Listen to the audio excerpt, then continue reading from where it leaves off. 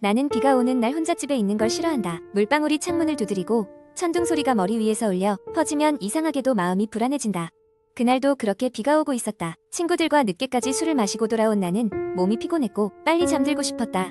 집에 도착했을 때 시계는 새벽 2시를 가리키고 있었다.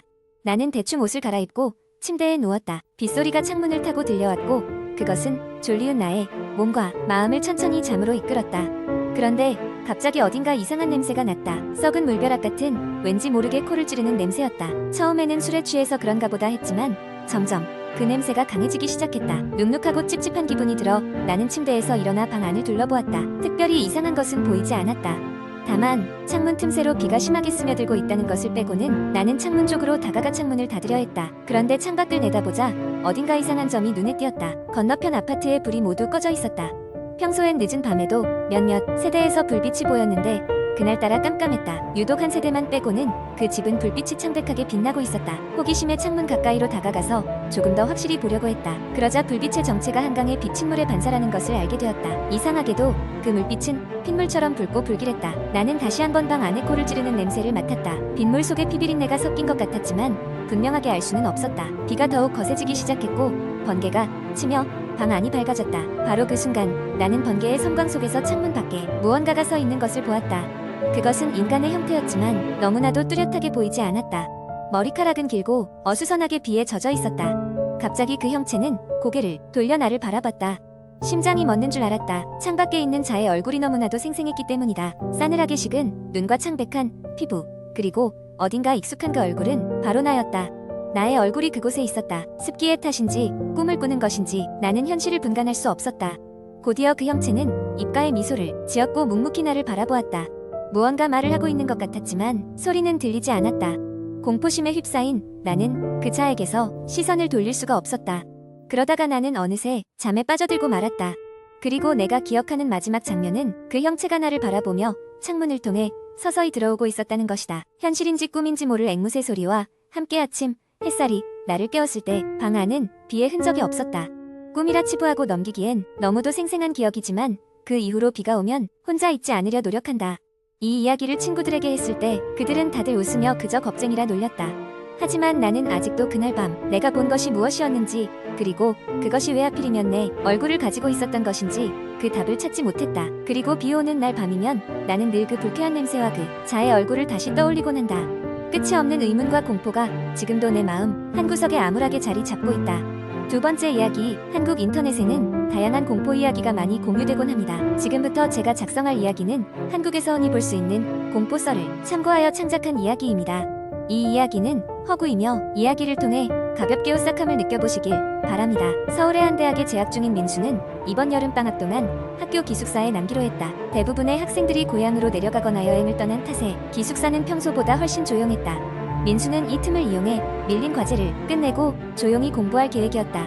기숙사에 남은 지 사흘째 되는 날 밤이었다. 민수는 늦은 시간까지 과제를 하다가 지쳐 잠이 들었다. 그런데 한밤중에 갑작스러운 소음이 들려왔다. 쾅쾅쾅. 복도에서 누군가 문을 두드리는 소리가 들렸다. 민수는 잠결에 고개를 들고 시계를 보았다. 새벽 2시. 누구지? 그는 의아해하면서도 당장 일어나지 않고 누가 오기를 기다렸다. 하지만 두드리는 소리는 끊이지 않았다. 오히려 더 세게 들렸다. 쾅쾅쾅. 무언가 긴급한 일이 생긴 듯했다. 결국 민수는 자리에서 일어나 문으로 다가갔다. 문 너머에서는 아무런 말도 들리지 않았다.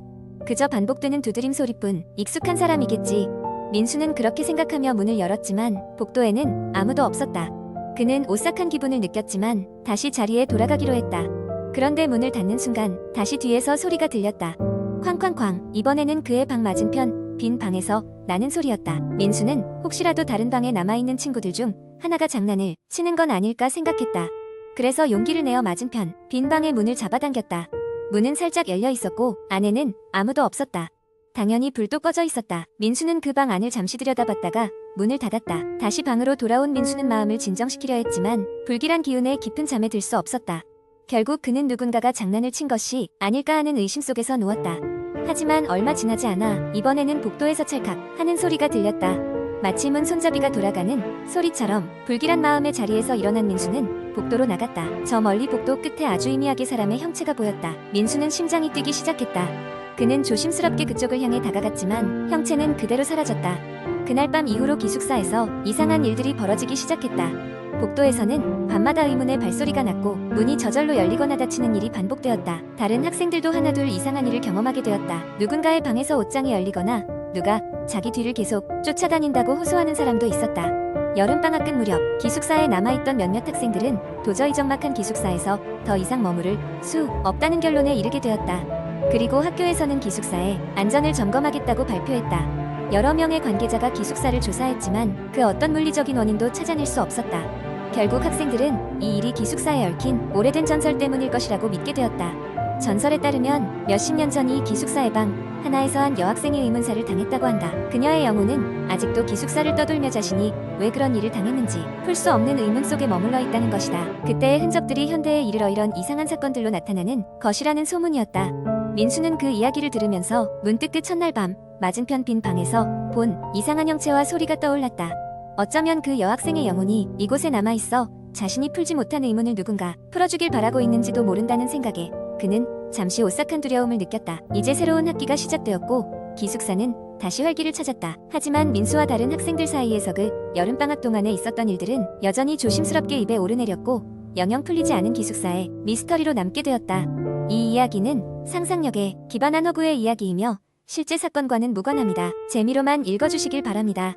세 번째 이야기, 한국 인터넷에서 유행하는 공포설 중 하나는 흔히 폐가 체험에 관련된 이야기입니다. 많은 사람들이 모험심에 이끌려 폐가를 찾고 그곳에서 이상한 경험을 하는 이야기를 나누곤 합니다. 이제 그중 한 가지 이야기를 길게 풀어보겠습니다. 주인공인 지훈과 그의 친구들은 대학 방학을 맞아 특별한 추억을 만들고 싶어 했습니다. 이들은 평소 호기심 많고 모험을 좋아하는 4명의 친구들이었습니다. 그 중에서도 선두에 서는 성격인 준영이 인터넷에서 유명한 폐가에 가보자며 제안했습니다.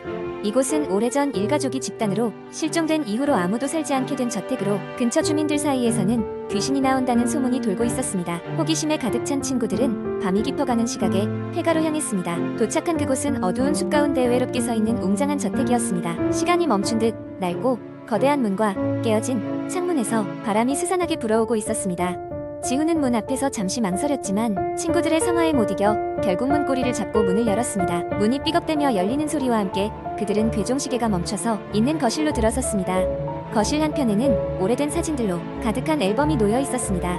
앨범을 펼쳐본 순간 그들은 자신들도 알 수 없는 불안감에 휩싸였습니다. 사진 속 인물들은 웃고 있었지만 그들의 눈동자에는 아무 생기도 없이 공허만이 가득했고 한 장 한 장 넘길수록 그들의 표정은 점점 더 왜곡되어 갔습니다. 마침내 친구들은 저마다 탐험을 이어가며 저택을 샅샅이 훑기 시작했습니다. 지훈은 2층으로 올라가 좁고 울퉁불퉁한 복도를 따라가다가 낯선 문에 다다랐습니다. 문을 열자 그곳은 옛날 아이의 방 같았습니다. 낡은 장난감들과 산산이 부서진 작은 침대가 있었고 벽에는 이상한 그림들이 가득 그려져 있었습니다. 그림 속에는 어떤 아이가 자주 등장했는데 마치 그림 밖으로 나올 것처럼 생생했습니다. 지훈은 점점 불안감이 커져가는 것을 느꼈습니다. 지하에 있던 준영과 다른 친구들과는 전혀 연락이 되지 않았습니다.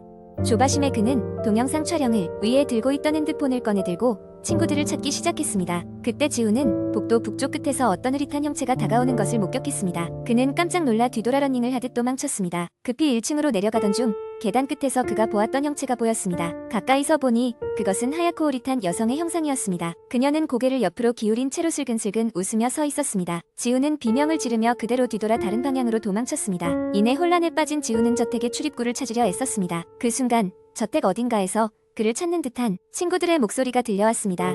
지훈은 그 소리를 따라갔지만 친구들을 찾을 수 없었습니다. 도리어 점점 가까워지는 발소리에 공포감이 극에 달했습니다. 결국 지훈은 저택의 주방에 도달했습니다.